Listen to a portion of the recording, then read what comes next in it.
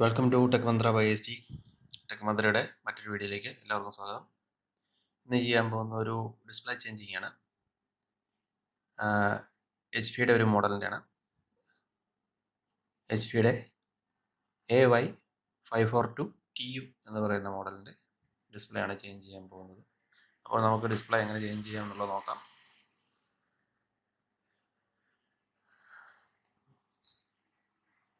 Display change ചെയ്യുന്നതിന് ആദ്യം നമ്മൾ ഈ ഡിസ്പ്ലേയുടെ ചുറ്റുമുള്ള ഈ ഒരു പോർഷൻ അഴിച്ചെടുക്കണം. അതിന് പ്രത്യേകിച്ച് സ്ക്രൂകളൊന്നുമില്ല. നമ്മൾ കൈ ഉപയോഗിച്ച് തന്നെ എടുക്കാനുള്ളതേ ഉള്ളൂ. ഈ വീഡിയോ കാണുന്ന പോലെ തന്നെ ഇത് പൊക്കിയെടുക്കുക.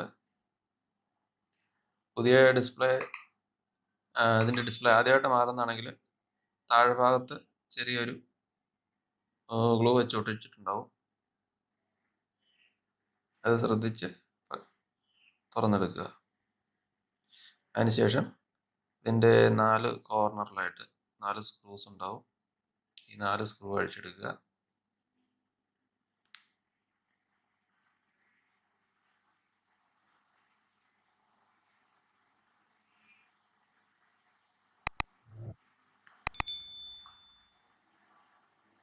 ഈ 4 സ്ക്രൂവിലാണ് ഡിസ്പ്ലേ ഉറപ്പിച്ച് വെച്ചിരിക്കുന്നത്.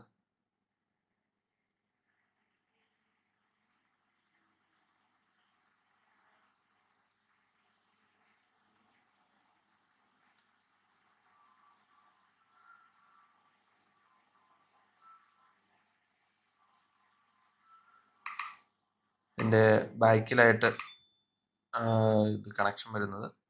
അപ്പം കണക്ഷൻ നമുക്ക് ഇതുപോലെ ഊരിയെടുക്കാനുള്ളേ ഉള്ളൂ. ഇതിൻ്റെ സ്ട്രിപ്പ് ഒട്ടിച്ചായിരിക്കും വെച്ചിരിക്കുന്നത്. അപ്പോൾ അത് സൂക്ഷിച്ച് ഊരിയെടുക്കുക.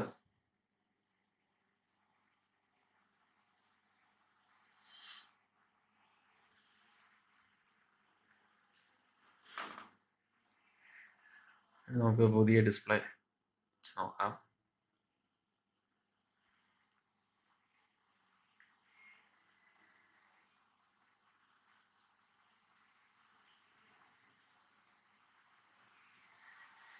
ഇതാണ് പുതിയ ഡിസ്പ്ലേ. പുറമേ കാണുന്നത് ബബിൾസ് കാണുന്നത് അതിന് പുറമെ ഒരു കോട്ടിംഗ് ഉണ്ട്, അതിൻ്റെയാണ്.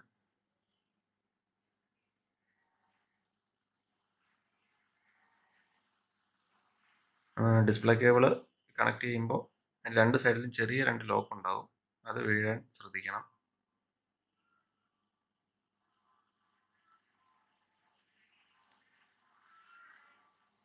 നമ്മൾ കേബിൾ പിടിപ്പിച്ചു. കണക്ട് ചെയ്തതിന് ശേഷം ഒരു സെല്ലോ ടേപ്പ് വെച്ച് ഒട്ടിക്കുന്നത് നല്ലതായിരിക്കും.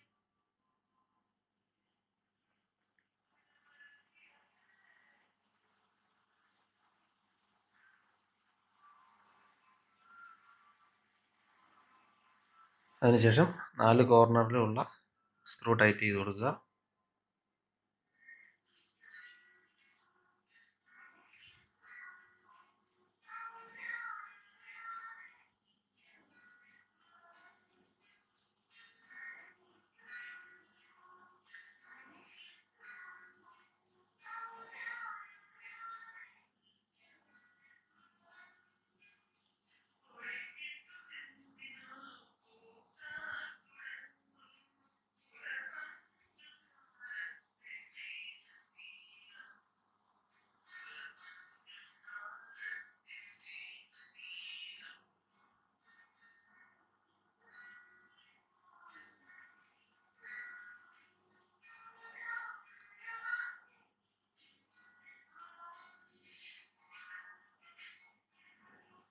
ഇത് എത്ര പിന്നിൻ്റെ ഡിസ്പ്ലേ ആണെന്നുള്ളത് എൻ്റെ ഡിസ്ക്രിപ്ഷനിൽ കൊടുത്തിട്ടുണ്ടാവും.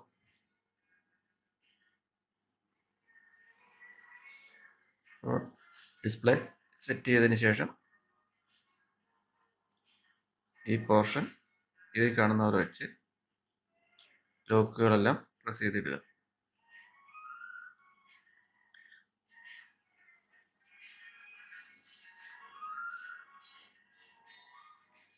അപ്പോൾ നമ്മുടെ ഡിസ്പ്ലേ ചേഞ്ചിങ് കഴിഞ്ഞിരിക്കുകയാണ്.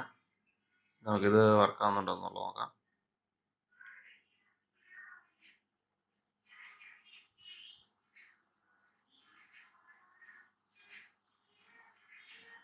അപ്പോൾ ഡിസ്പ്ലേ വർക്കായിട്ടുണ്ട്. മുമ്പേ പറഞ്ഞ പോലെ ഈ ബൗൾസ് കാണുന്നത് പുറമേ ഒരു കോട്ടിംഗ് ഉണ്ട്. അത് നിങ്ങൾക്ക് പൊളിച്ച് കളയാം, ആവശ്യമില്ലെന്നുണ്ടെങ്കിൽ പൊളിച്ച് കളയാം. ചില ഡിസ്പ്ലേ വരുന്നതിൽ ഈ ബൗൾസ് ഉണ്ടാകത്തില്ല.